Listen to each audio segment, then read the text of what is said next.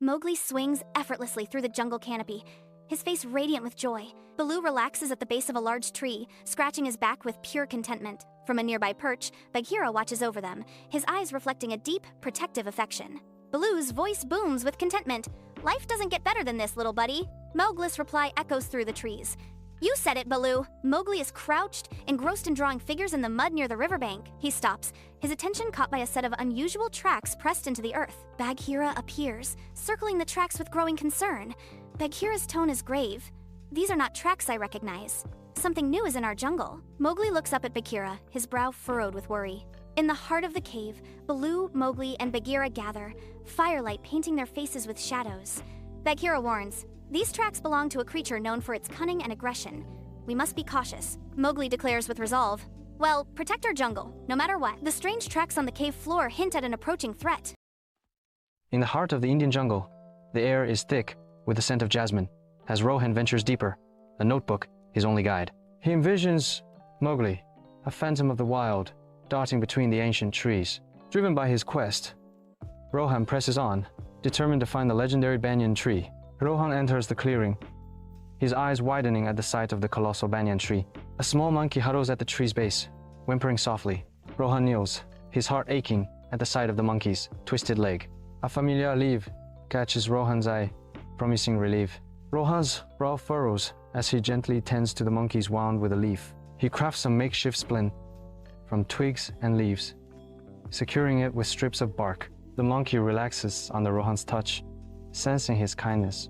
"I will return tomorrow, Bandu. I promise." Weeks later, Bandu stands strong beside Rohan, his leg fully healed. Rohan studies the banyan tree, carefully gathering samples. He collects leaves and roots, confirming the tree's healing properties. Rohan spots a group of poachers moving through the dense foliage, their intentions clear. They carry nets and traps, their eyes scanning the undergrowth, searching for the jungle's rare creatures. Rohan swiftly scales the massive banyan tree, seeking a high vantage point.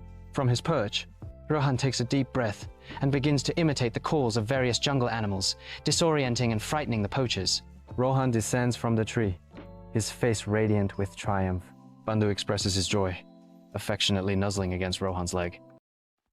Mowgli joyfully plays with Grey Brother and Akala's pups, their laughter echoing through the jungle. Baloo teaches the cubs about the jungle's wonders, instilling respect for every plant and animal. Distant sounds of trees being chopped down echo ominously, initially dismissed by the animals. In the heart of the wolf den, the firelight casts eerie shadows as Akela surveys his anxious pack.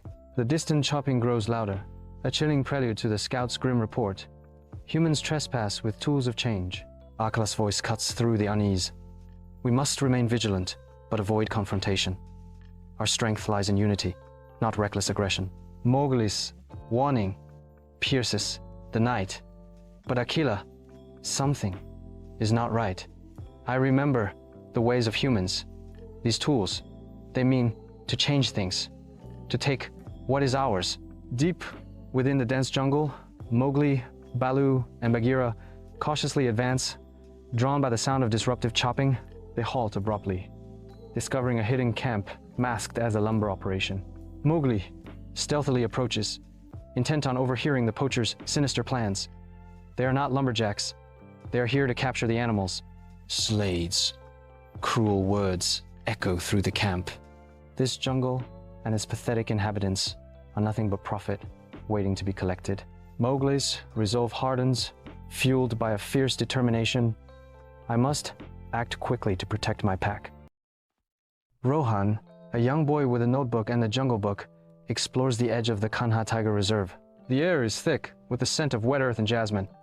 He observes the wildlife with keen interest, documenting his findings in his notebook. His father, Vijay, a forest ranger, has instilled in him a deep respect for nature. Rohan stumbles upon a group of distressed langurs gathered around a dried-up waterhole. Their faces are etched with desperation. The delayed monsoon has left the jungle parched. Rohan realizes the severity of the situation and the urgent need for water. Rohan bursts into his home, where his grandmother, Amara, is preparing tea. He urgently tells her about the animals suffering from the drought. Amara listens patiently, her eyes reflecting wisdom and determination. She suggests cleaning the old well near the village as a solution. The villagers led by Rohan and Amara, work together to clean the old well. Men, women, and children join hands, removing debris and clearing the path to the waterhole. Their collective effort showcases their compassion for the animals. After 2 days of relentless effort, the well is clean, and Rohan's homemade water pump is ready. Rohan and Amara operate the pump, slowly filling the waterhole. The langurs and other animals cautiously approach, their thirst quenched, their eyes filled with gratitude. Vijay returns from his patrol, witnessing the filled waterhole and the peaceful animals. Rohan shares the story of the well, the pump, and the villagers' collective effort. Vijay hugs Rohan, expressing his immense pride and acknowledging Rohan's courage and compassion.